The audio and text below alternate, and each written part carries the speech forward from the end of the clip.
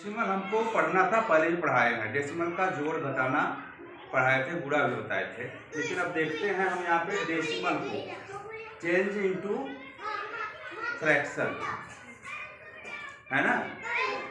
दशमलव से हमको क्या करना है, संख्याएं जो है उसमें से दशमलव को हटाना है।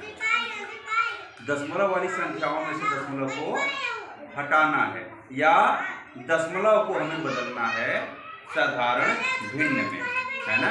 चेंजिंग डेसिमल्स इनटू फ्रैक्शन, या changing decimal fraction into simple fraction. अब डेसिमल फ्रैक्शन को सिंपल फ्रैक्शन में बदलने के लिए हमें दशमलव को हटाना होगा।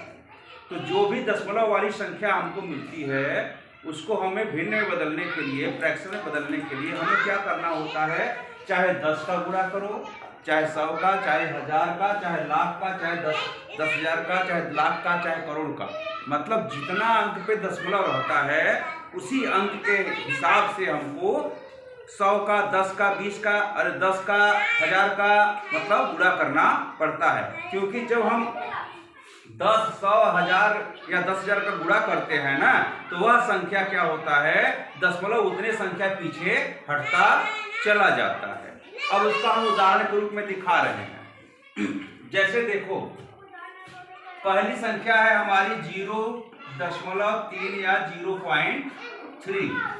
अब इसको जब हमको भिन्न में बदलना है या दशमलव हटाना है, दशमलव को भगाना है, कैसे भगाएंगे, तो जब हम इसको चेंज करेंगे भिन्न में तो 0.3 में गुणा करेंगे।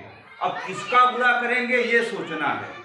यह सोचने के लिए क्या करें, हम इस दशमलव को देखो सीधे, है ना, दशमलव दिख रहा है ना।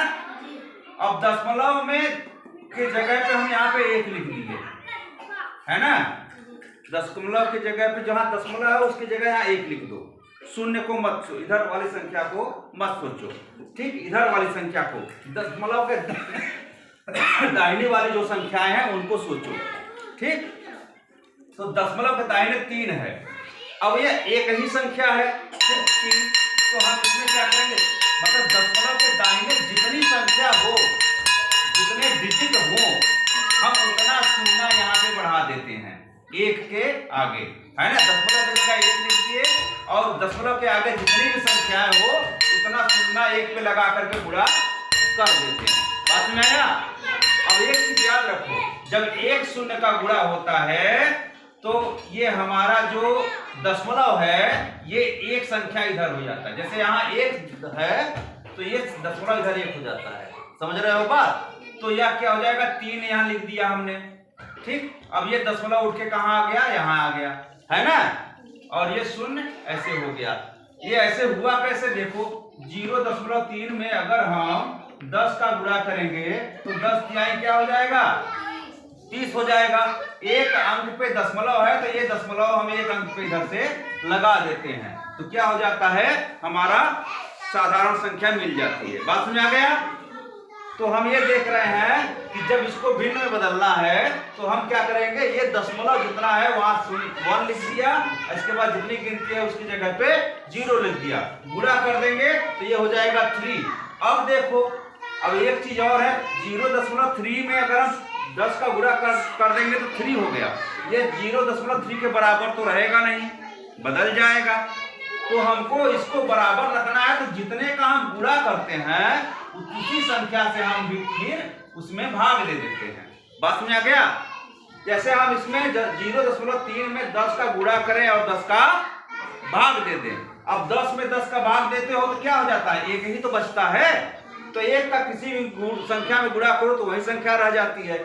इसका मतलब हमने इसका तो गुणा किया और इसका भाग नहीं दिया, इसको 10 का 10 हम इसके नीचे लिख दिए। बात समझ आया। तो हमारा क्या संख्या बन गया, 3/10। ये हमारा भिन्न बदल गया। बात में आ गया। मतलब 0.3 को जब हम भिन्न में बदलेंगे तो जिस संख्या का गुणा करेंगे, ऊपर 10 का गुणा किए तो 10 का भाग देंगे, 100 का गुणा किए तो 100 का भाग देंगे, है ना। 1000 का गुणा किए तो 1000 का भाग देंगे। लेकिन गुणा करके तो हम लिखेंगे, लेकिन भाग वाला नीचे जिसका 10 बटा में लिख देंगे। बात समझ आ गई। तो ताली बजा दीजिए इसी बात पे।